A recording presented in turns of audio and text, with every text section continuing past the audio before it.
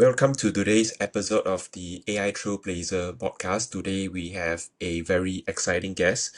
He is Kevin from Xenex SOC, okay, and he will be sharing more about the cybersecurity and security operations space. So very happy to have him here today. Okay, and for those of you who are just joining the podcast, we are Convert Inbox and we specialize in helping a B2B software companies grow their business and revenue. So if you want to take your B2B software company to the next level, make sure to stick around. And if you're interested in a free growth consultation, just drop us the word growth in the DMs as well. So, Kevin, let's start off with a bit about your business, Xenoxoc. Could you walk me and the audience through it and the role that you play within it as well? Sure. I'm the CEO and founder of Xenex SOC, which is basically a platform for cybersecurity. It's a purpose-built platform to collect data from any source, anywhere, and combine this information so that we can find incidents, do threat hunting and find the incidents and be able to remediate them before they do any damage. Got it. And then what sort of organizations would you say? I mean, I understand this is for cybersecurity, but what sort of organizations would see the most value out of implementing this product? I would say our target market is organizations that they don't have a large IT team, they don't have cybersecurity expertise, resources, know-how. They do not have 24/7 operations for cybersecurity or security operations. That they want to focus their core competency, and therefore they need a group that can come in and help them. A partner that becomes the virtual department for cybersecurity. And typically speaking, those are the small to mid-sized organizations, because obviously when we talk about Fortune 2000, they probably have their own internal cybersecurity department. But below that is where we fit and where we can add a lot of value. Right, makes sense. Okay. And then let's talk a bit about the trends that you are seeing in the industry right now, like across cybersecurity or in your own industry. What sort of trends are we seeing towards? I think from a business perspective, we see that um, cyber insurance is making a big impact. And, the components that most cyber insurance applications are demanding in order to issue a premium are um, endpoint protection, backup, disaster recovery, patch management, phishing awareness and training, and monitoring and auditing capabilities. That means everything has to be monitored and audited.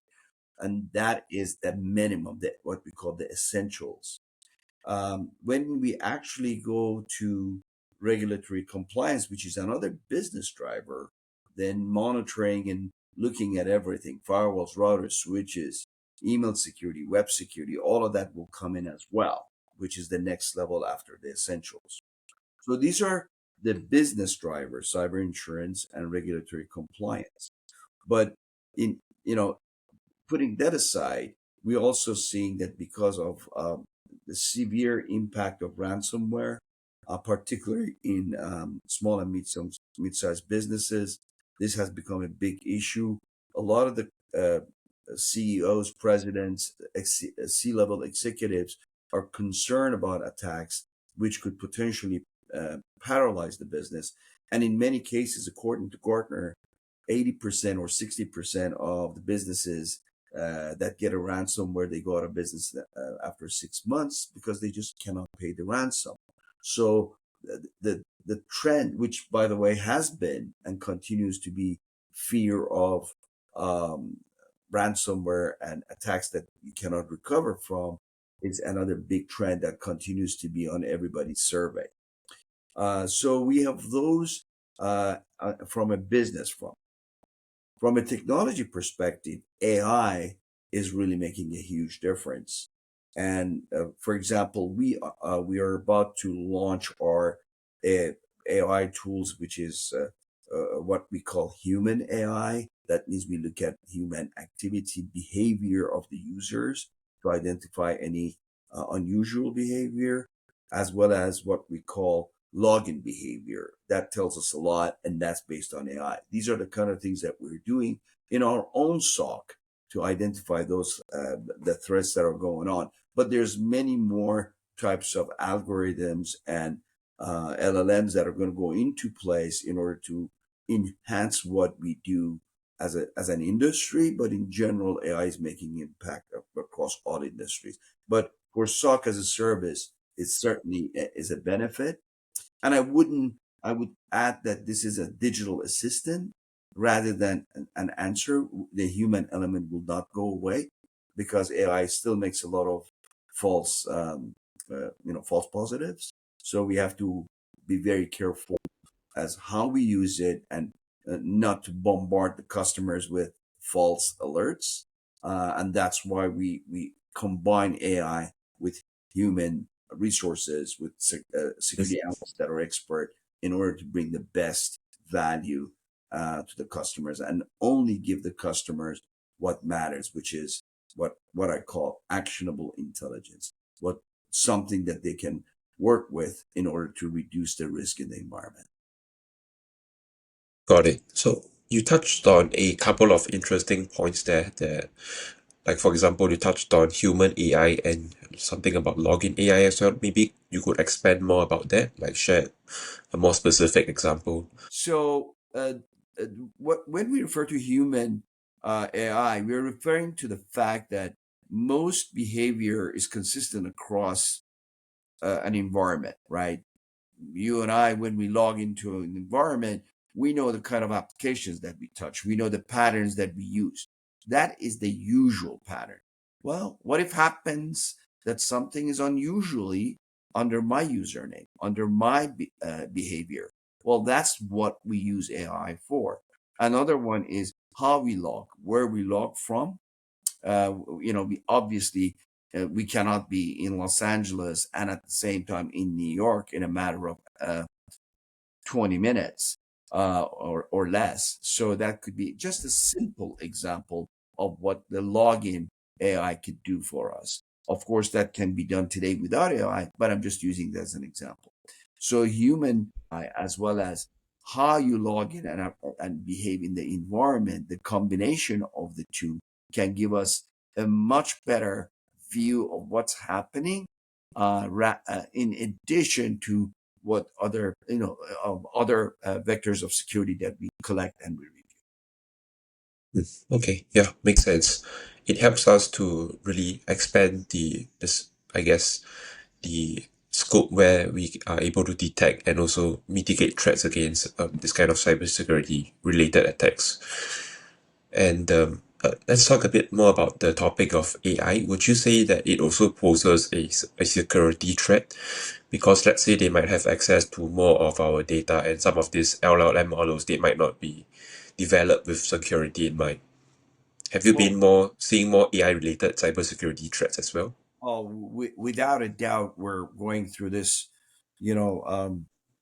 AI that's being just as much as we are using it to defend the environment. The bad guys are going to use AI to attack the environment, and that's going to grow. Therefore, we have to be super aggressive about how we use AI in and how we could bring more value to the environment to detect those attacks that are now more than just how they package it, but how use AI to penetrate and attack the environment. Uh, this is going to be a continuous pattern for many years to come, and there's going to be new algorithms, new models that are going to be smarter for the attackers, but also we're going to build algorithms and models that are going to be smarter for defending, and that's not going to go away. The challenge is that uh, it is costly, meaning that you have to be able to create the models that actually are meaningful and don't generate false positive. Otherwise, the value of that AI is less because you have to deal with a lot of false positives. So getting the Yeah, right model in place is very critical. got it. Makes sense. Because you also want to reduce the amount of errors that it gives as much as possible, or the hallucination in this case. Exactly. Exactly. Okay, and now let's talk a bit about some of your role within the business, Kevin. Currently, how does your day-to-day look like as the president and CEO of Xenex SOC? Well, you know, I wear multiple of hats, obviously, but my primary goal is to be in front of customers. What I really enjoy is dialogue with customers, understanding what their challenges are, what they're looking for, how we could be better, how we could improve our services and our platform. Our platform is ours. We built it across, over several years. It's our own intellectual property. So by listening to them and asking them how we could improve our services, then I understand how we can improve our platform, and at the same Yeah. time how we can improve our services, such as AI, adding AI. So that's one element of my everyday life. The second part of my everyday life is product management. I'm technical by nature. I have a bachelor's and master's in computer engineering and an MBA. So, with that kind of a background, I'm really focused on how we can build better products for cybersecurity, better products for addressing the needs of the market. And the third part of my everyday life is to really internally and focusing on the vision and direction of the company and communicate it with our employees so that they're in the um, same wavelength as I am. They Mm. understand where the company is going, and I always ask for their feedback. So getting their internal, not external, but internal feedback from our employees and marry that to the other feedback that we receive externally is very important. So a combination of that is what I'm trying to figure out how to maneuver the market, the industry, the customer needs, and the employee feedback is very critical for that. So I would say those are the fundamentally the big pieces that I spend time. Sounds like you are juggling a lot of different roles and then also ensuring there is alignment between the team, the customer, as well as overall business direction. So, what would you say are the most important metrics that you try and track to ensure that the company is growing as you intended? And that's an excellent question because I really care about that. And I think the number one matrix for me personally is customer satisfaction. I have made it a mission for our company, and every employee in our company knows that the number one matrix for us is customer satisfaction. I call the customers as a CEO of the company. I actually Yeah. ask them, how are we doing? Of course, we have surveys. Of course, we send them up and they respond to it.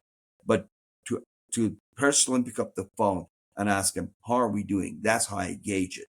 Yes, I cannot call every customer. That's not practical. But a random check and by having a quick conversation, hey, I'm calling you to see how we're doing for you gives me a lot of feedback. So customer satisfaction is number one. Number two for me is growth because we are growing very rapidly. We grew 3x last year. We expect to grow 3x this year. And that means um, we have to know how we're going to get there. So, are we doing all the right things to continue this growth? And what are the key measurements that falls into that? Revenue growth is one. Adding more customers uh, is another one. So I measure that as well on a regular basis, on a monthly basis, and also I talk to our sales team, business development team to make sure what issues they see along the way to help them resolve those and move forward so that we could achieve the goal that we have, which is the revenue growth. I hope that answers your question. Yeah, for sure. That is very helpful. And you also touched a bit about you wanting to grow 3x as well. And want to focus on doing the right things in order to hit that level of growth again as you did last year. So what would you say right now are some of the channels that you rely on to drive new business development and try and get new customers? Yeah, I think um, one of my goals is brand recognition. Of where we, not being one of the largest companies in the industry, one of the challenges that we have is that our name is not recognized, even though the Mm, customers that have been with us, they tell us that we have the best platform after they did with their due diligence. In fact, one customer told us that, you know, in order to get what they got from us, they had to bring three other vendors and pay twice as much. So we know that see. we are doing all the right things. We have the right platform. We have the Yeah. right services. However, we don't have the big name. So that's one of the uh, areas that I'm focused on this year to uh, to let people know about the company, meaning brand recognition. So It's one that's of your biggest priority this year. correct. That's one of our biggest Okay. priorities this year. The second priority that we have is to be at uh, events, have the events, our own events, that helps us connect with the customer and prospect so that we can have very intimate presentation to them. For example, we do lunch and learns, we do top golf events. We invite the customers to come and see the platform and to, talk to us about their needs. And of course, everybody else is doing that too. But this way, when they join us in these events, they have an opportunity to see firsthand and then evaluate it for themselves. So that's yet another way that we are trying to expand our network and reach out to the customers. And finally, one of the biggest things that I can tell you is that we have a 100% channel model, so that we work with MSPs and MSSPs, and our platform is designed for fully automated. Maybe for the audience, yeah, maybe you could share more about what's MSPs and MSSPs. Oh, sure. Yeah, they might not be So, familiar. Yeah. okay, sure. So MSP stands for managed service providers, and these are typically the service providers that remotely manage servers, firewalls, routers, switches for a customer, and they provide help desk, and they get on their systems remotely and update something or fix something.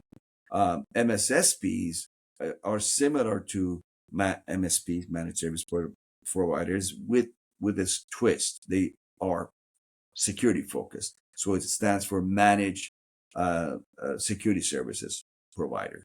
And in that scenario, they don't usually have their own platform. They have a few people, or maybe one person or two, that have security experience, and they use our platform in order to address the needs of their customers.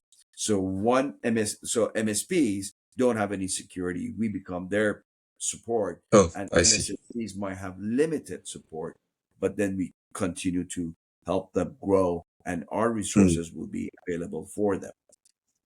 Because we are a channel company, we engage with MSPs and MSSPs, help them go to market, which is a big growth area for us right now. And we're very rapidly adding MSPs and MSSPs to our ecosystem. And that allows us to achieve our goal, because the more MSPs and MSSPs join us, obviously the better reach that we have. And this has become a very successful um, goal for us, because we do have a very unique offering for MSPs and MSSPs. The platform that we have developed has a fully automated self-service uh, MSPs and MSSP. They can log in. They get a link. They click on it. It has videos, instructions, step-by-step instructions. It has a progress bar that shows them how they have what they've implemented so far, and how, if they're 50% or 70% through with the implementation. And the other thing that's very unique, there's one portal for everything. And I've written blogs about this. Having one a portal for MSPs and MSSPs solve the problem of having to go to multiple portals to do the same thing, reduces the cost of operation. It brings incident management and operational um, uh, matrix into one view. It also has all the tools that the customer has deployed, so they can look at their customers. They can look at the each individual customers. They could see what's happening in their environment. They could see what services they deployed, and they could easily change it with the click of a button. All of that is in one portal, which is very unique in the industry. So we save a lot of time and money and headache for those MSPs and MSSPs, so they can uh, focus on managing and taking care of their customers and becoming uh, valued advisors to their customers, and therefore grow that way. Their Got it. growth, their growth means our growth. Their success I means our, see. and that's the strategy that has worked for us. Okay. So it sounds like these MSPs and SSPs, they are really integrated into your strategy such that it is like a win-win incentive as well, win-win partnership. So how would you say Yes, that's you are accurate. reaching out to these MSPs and MMSPs? Is it through the events that you organize? Yes, it's through the events that we organize. Also, we go to industry shows and conferences. We have weekly webinars for MSPs to come and talk Webinars. to us.